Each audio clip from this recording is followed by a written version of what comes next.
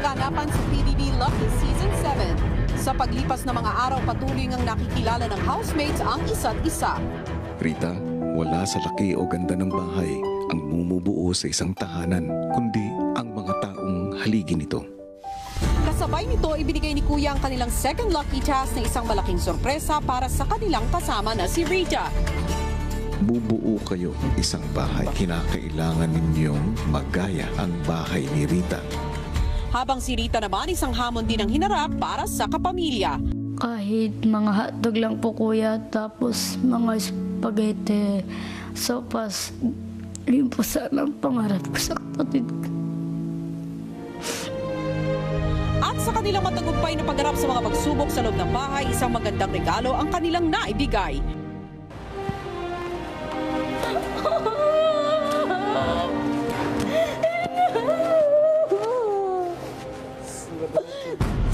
Pero sa kabila ng kasiyahan, patuloy pa rin sinusubok ang kanilang samahan. Nagmamarunong, bastos, kala mo kung sino, alam niya ang lahat, hindi siya nagkakamali. I'm sorry, itatry ko. Hindi ako magiging marunong. Hindi ako lahat yung sinabi mo. I had wrong. Always choose forgiveness over anger. At matapos ang lumuong tensyon, isang mahalagang leksyon naman mula kay Kuya ang natanggap nila. Ngayong gabi, iba't ibang emosyon na naman ang mararamdaman ng mga housemates sa pagharap nila sa unang gabi ng nominasyon.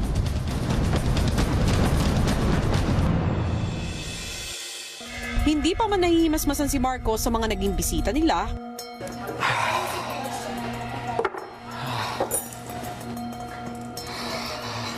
Pangpinakbet. Bal. Pangpinakbet. Anong kulang? Ha? Isa sa mga ito ay muling bumalik para magbigay ng isang mahalagang mensahe. Oh, hell no! Go away! No, please, come on. Milo. Serious. Milo. What? What do you want now?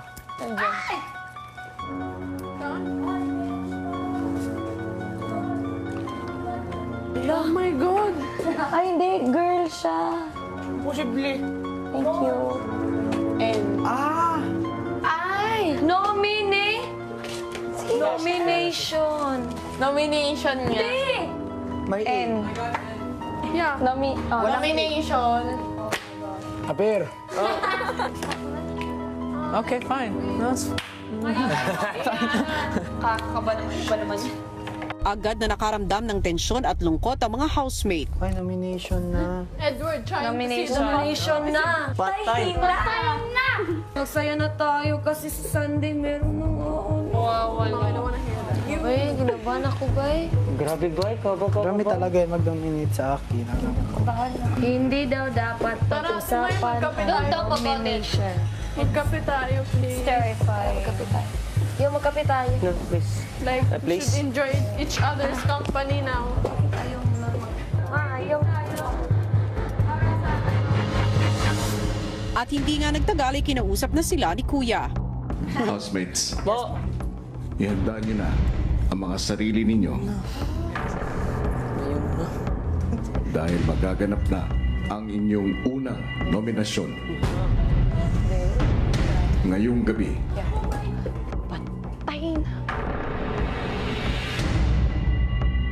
Guys, whatever happens, we're still a family, yeah?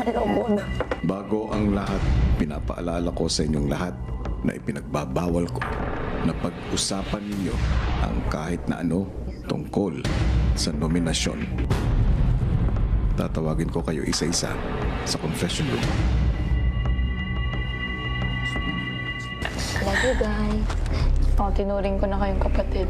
Huwag na. Kung may aalis ma, dapat ulang kayo. Oo, walang masama ang tingin. Outside. Inside and outside. Outside.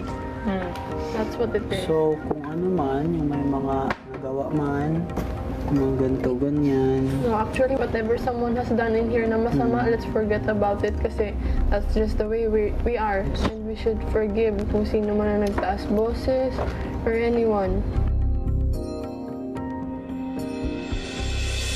Si Edward tinipo ng boys. Have a prayer. All right? All of us, Marco. All of us together. Come. All right. Short prayer. Please, Lord, guide us. Give us guide us with the right thoughts. Please help us make the right decision whenever we do, and keep us family together in the future and the present. Amen.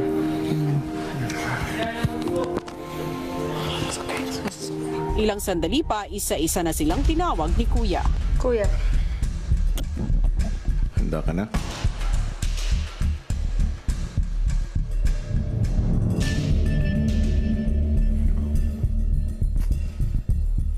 oh, fudge.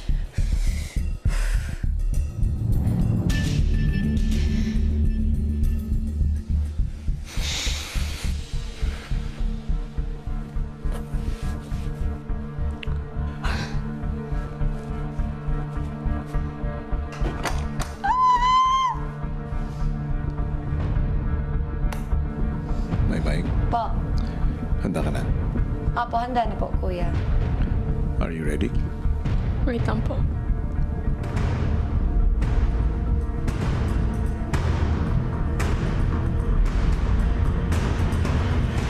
Yes, kuya, I'm ready po. Ang dami ng kaganapan sa nakaraang 2 linggong magkakasama ang teen housemates sa loob ng bahay.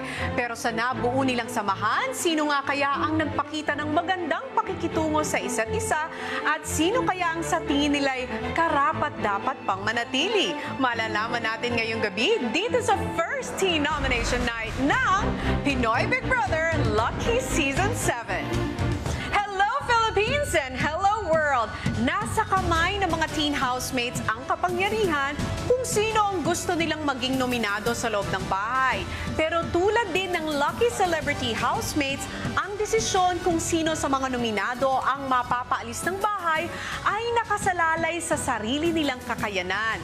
Dahil bibigyan sila ni Kuya ng pagkakataon na iligtas ang kanilang mga sarili. At kung paano at ano ang proseso na ito, malalaman natin yan sa mga susunod na araw. At tulad din sa Lucky Celebrity Housemates, magkakaroon lamang ang taong bayan ng kapangyarihan na iboto ang kanilang gustong teen housemates kapag mabubuo na ang Lucky 7 teen housemates. At dito ay maibibigay nyo ng suporta sa teen housemate na gusto nyong maging big winner para sa edisyong ito. Kaya naman ngayon, bago natin malaman kung sino ang mga nominado, samahan nyo ko sa pakikipag-usap sa ating mga teen housemates. Good evening, teen housemates! Kamusta na kayo? You are all looking good tonight. Pero bago tayo magsimula, okay, gusto kayo masaya kayong lahat. Babatiin muna natin ang happy birthday si Fenech! Fenech, kamusta ang celebration ng iyong kaarawan sa loob ng bahay ni Kuya? Masaya po. Wow. Pero syempre, gusto ko rin kayong batiin dahil nanalo kayo sa pangalawang lucky task. Palakpakan nyo mga sarili ninyo, ang husay ninyo. Dahil nagawa nyo at nakopya nyo ang bahay ni Rita. Congratulations! Ang galing-galing nila, di ba, Rita? Pero ngayon, kakamustahin naman natin si Edward. What was it like building the house of Rita? How was the whole experience? Tiring? Tiring? We were really exhausted after even the first day. But at the end, seeing Rita really happy, it was all worth it. It's fulfilling, hindi ba? To make your housemate happy. Yes. Pero kung naging matagumpay kayo sa mga task ni Kuya, isang hamon naman ang kailangan nyong harapin. Dahil ngayong gabi, magaganap na ang nominasyon. Ngayon ay tatanungin ko muna si Vipery. Ano ba ang pakiramdam na ni-nominate mo ang isa sa iyong mga kasama? Syempre po, it's hard. I feel so bad. Pero I know that it's part of being a housemate. So I have to do it, even though I don't want to. So, Alam ko namang hindi madali ang iboto ang inyong kapwa housemate, pero ngayon ay malalaman na natin ang resulta ng inyong nominasyon. Sino nga kaya ang pinili ninyong hindi na karapat-dapat? Who among you do not deserve to be in this house? Humanda kayo, teen housemates, dahil magsisimula na ang nominasyon.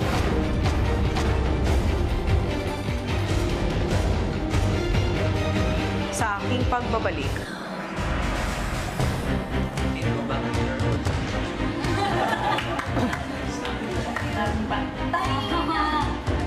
Sa nominasyon, ang top 3-pointers na binoto ng housemates ang magiging nominado sa linggong ito. Pero ang tanong, sino-sino nga kaya sila? Malalaman natin ang lahat na yan sa pagbabalik ng first teen nomination night ng Pinoy Big Brother Lucky Season 7.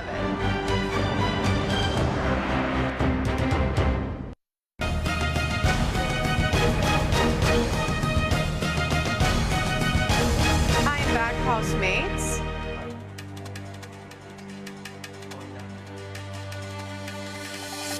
Sa mga nagdaang araw, nagkaroon kayo ng sapat na panahon para makilala ang isa't isa. At binigay sa inyong kapangyarihan na piliin kung sino sa inyong mga housemates ang gusto nyong manatili pa sa bahay. Teen housemates, sa gabing ito, ang bilang ng nominado ay 3. Sino-sino nga kaya sila? Magsisimula tayo kay Vibory. Taas no mong ipinakita ang iyong talento nung Swear Teen Ball kahit wala kang naging kapartner. Pero wala ka rin bang naging kaklose sa loob ng bahay kaya't pinili kang iboto ng iyong mga kasama?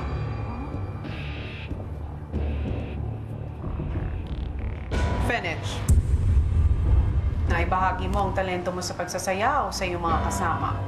Pero ninominate ka ba ng kapwa mong housemates dahil hindi ka nagbabahagi ng iyong sarili? At malapit ka lang daw sa mga girls.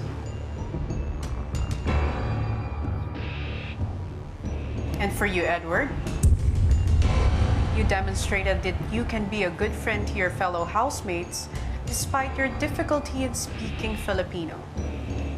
But are your efforts enough not to get you nominated? Christian, mainit kang tinanggap ng housemates dahil sa iyong masayang tawa at masarap na luto. Pero binoto ka kaya nila dahil pinakita mo rin na mabilis kang uminit ang ulo. Sa inyong 4, 3 ang ligtas at ang isa ay nominado. Ang pangalan ng unang ligtas sa gabing ito ay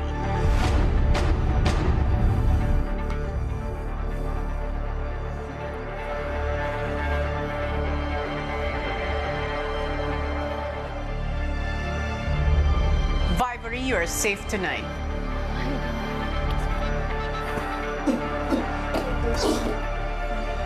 May isa ka pang kasama na makakahinga na rin ng maluwag. Dahil ligtas din siya ngayong gabi at ang kanyang pangalan ay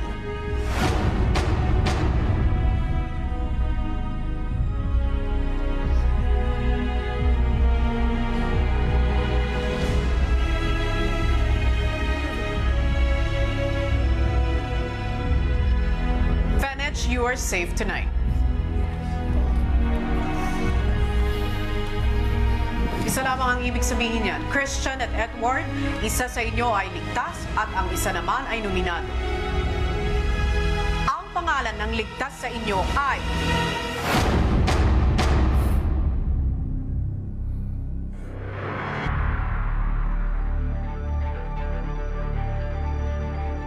Edward, you are safe tonight, and I am sorry, Christian. This week, you are nominated.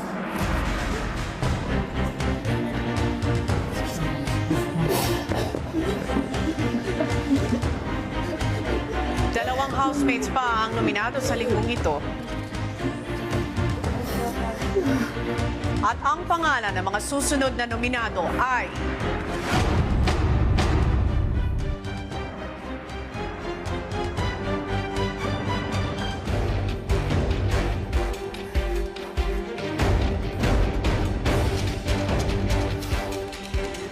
sa aking pagbabalik, huminga muna kayo, housemates.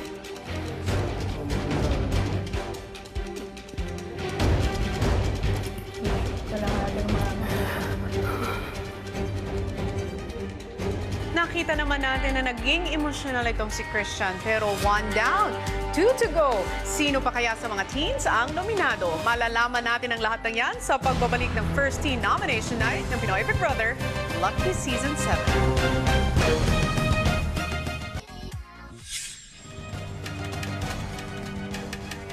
housemates. Magpapatuloy tayo dahil dalawang pangalan ang hinihintay natin malaman para mapuno ang listahan ng nominado sa linggong ito. Pero ang tanong, sino-sino nga kaya sila? Maymay, ikaw ang pinakamatanda sa mga housemates at naging mabuting ate ka ba sa kanila o hindi rin kayo nagkakaintindihan dahil sa agwat ng inyong edad? Christine, pinakita mo na ikaw ang madalas mamuno sa inyong mga task, pero nagustuhan kaya ng housemates ang iyong leadership style. Marco, kahit na sinasabi mong ikaw ay tamad, ipakita mo ang iyong sipag sa mga task at gawaing bahay. Pero nasobrahan ka na ba at masyado ka nang nagmamarunong? Aizan, pinahanga mo ang mga housemates dahil lumalabas sa iyong bibig ang mga magagandang lumang awitin. Pero naging sintonado ka kaya sa kanila dahil minsan ay kulang ka sa respeto sa iyong mga sinasabi.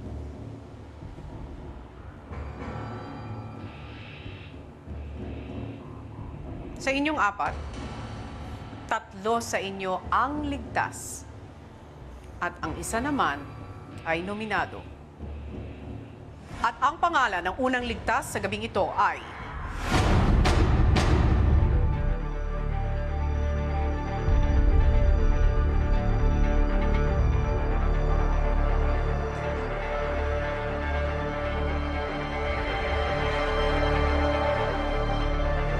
Maymay.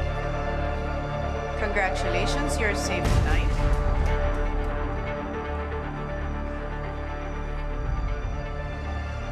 Hindi ka rin nominado sa gabing ito at ligtas ka rin.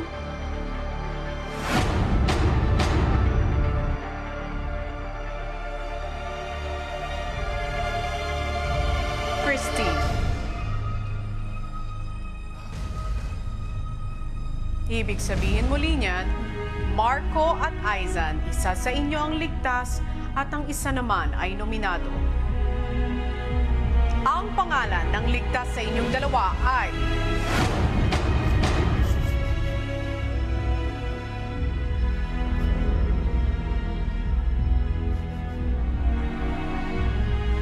Marco, you are safe. I'm sorry, Aizan, you are nominated this week.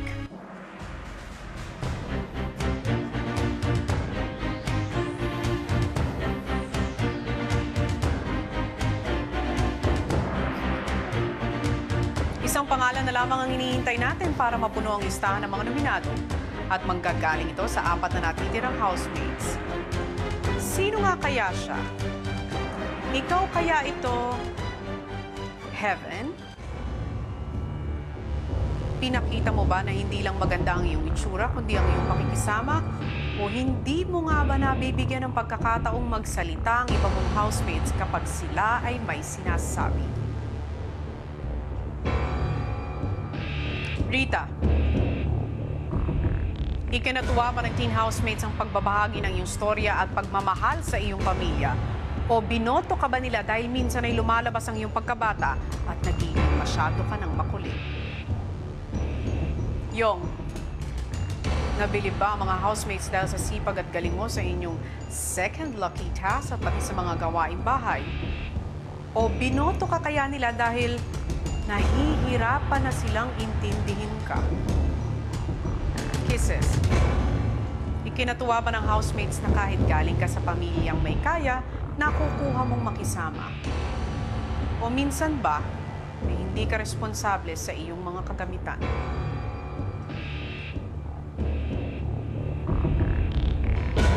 Sa inyong 4, kabilang ang ikatlo at huling nominado sa linggong ito. At ang pangalan ng kukumpleto sa listahan ng mga nominado ay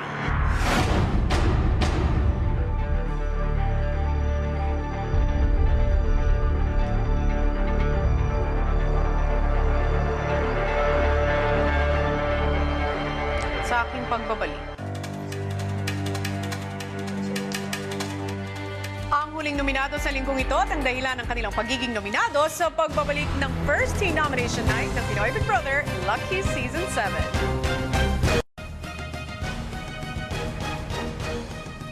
And I am back, housemates. Heaven, Rita, Yong at Kisses. Tatlo sa inyo ang matatanggalan na ng kaba dahil ligtas sila sa gabing ito. Pero ang isa sa inyo ay mangangamba pang mapabilang sa listahan ng mga nominado. Ang pangalan ng unang ligtas sa inyo ay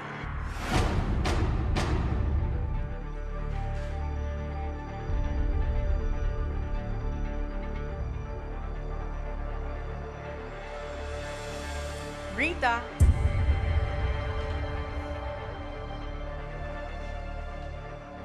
Katulad ni Rita, makakahinga ka rin na maluwag because you are safe tonight.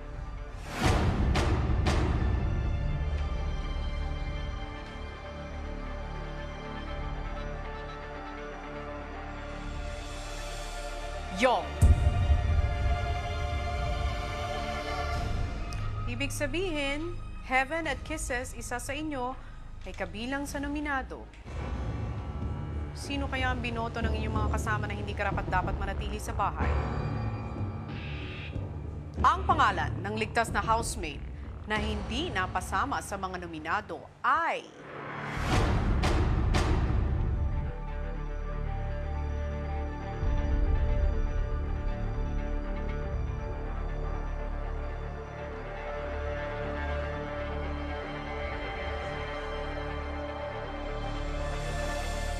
Heaven, you're safe tonight. I'm sorry, Kisses. You are nominated this week. And there you have it. Sina Christian, Aizan at Kisses nga po ang mga nominado sa linggong ito. At kung ano ang dahilan ng kanilang pagiging nominado, narito panoorin nating lahat. Binibigyan ko po ng 2 points si Christian. Sobrang isip bata niya, saka super sensitive. 1 point si Edward. Kasi po ang kalat-kalat po niya sa kwarto. 2 points to Kisses. I feel that if she left, I would not miss her as much as I would some of the others. 1 point to Vivery because, again, I do not feel that we're close enough. Like, we're not as good friends. 2 points. Aizan po. Minsan po, nagiging impatient po siya. 1 point si Christian. Hindi po niya nakakontrol yung temper niya. 2 points ko kay Christian. Nakita po talaga namin at naramdaman na hindi niya pa kami tinuturing na kapatid. Yung 1 point ko kay Kisses, mas mga gamit niya, hindi pa po siya responsable. 2 puntos si Christian. Meron po talaga siyang short temper. 1 puntos si Heaven. Nararamdaman ko po na every time we talk as a group, she tends to cancel me out of the conversation. Hindi ko po alam kung bakit. 2 points si Christian po. Kasi sa tingin ko po, yung pagiging selfish niya po, so, medyo hindi na po nakakatulong sa housemate. 1 point si Aizan po. Kasi minsan po yung attitude niya, nakakabastos na po and hindi niya po nare-realize. 2 points si Christian po. Gusto niya i-teach yung iba, pero ayaw siya makinig ng advice ng iba.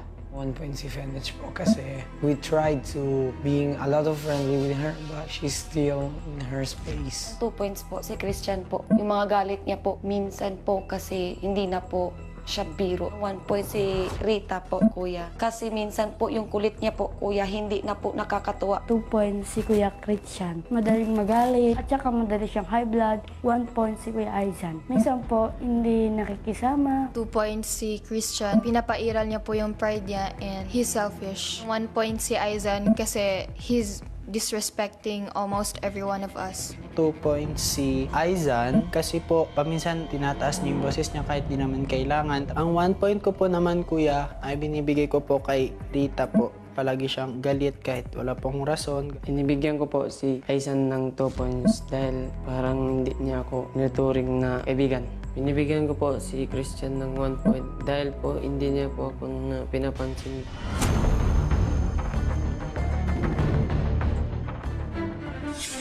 Inuulit po namin na hindi po sa taong bayan nakasalalay ang pagiging ligtas ng 3 nominado sa linggong ito. Sa halip po ay mabibigyan sila ng pagkakataon na iligtas ang kanilang mga sarili.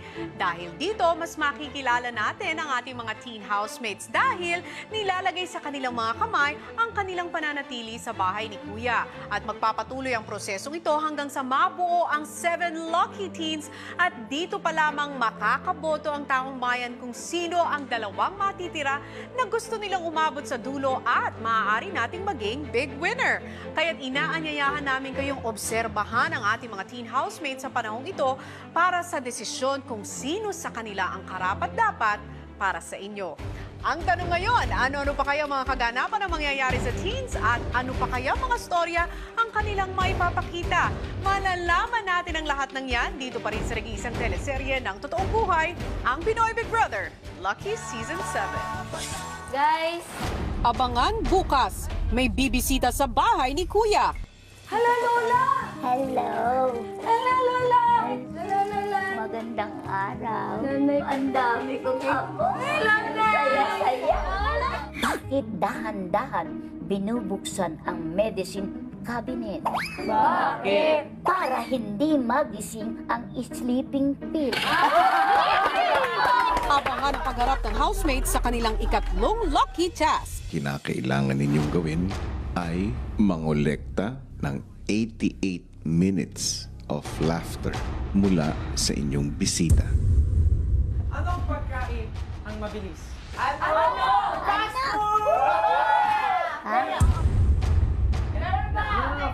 Okay. Ano namang pagkain ang mas mabilis?